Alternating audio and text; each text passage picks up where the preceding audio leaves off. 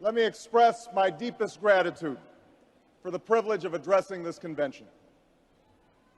Tonight is a particular honor for me because, let's face it, my presence on this stage is pretty unlikely.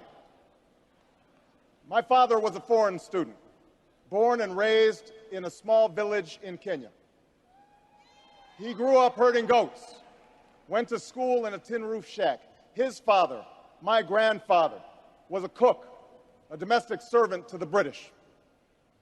But my grandfather had larger dreams for his son. Through hard work and perseverance, my father got a scholarship to study in a magical place, America, that shone as a beacon of freedom and opportunity to so many who had come before. While studying here, my father met my mother. She was born in a town on the other side of the world, in Kansas.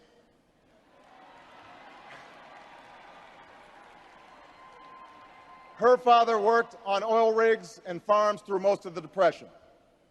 The day after Pearl Harbor, my grandfather signed up for duty, joined Patton's army, marched across Europe.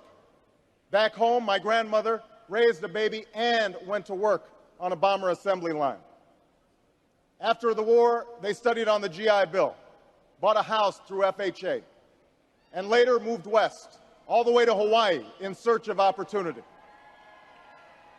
And they, too, had big dreams for their daughter. A common dream born of two continents. My parents shared not only an improbable love, they shared an abiding faith in the possibilities of this nation. They would give me an African name, Barack, or Blessed, believing that in a tolerant America, your name is no barrier to success. They imagined me going to the best schools in the land, even though they weren't rich, because in a generous America, you don't have to be rich to achieve your potential. They're both passed away now. And yet I know that on this night, they look down on me with great pride. They stand here, and I stand here today, grateful for the diversity of my heritage, aware that my parents' dreams live on in my two precious daughters. I stand here knowing that my story is part of the larger American story, that I owe a debt to all of those who came before me, and that in no other country on earth is my story even possible.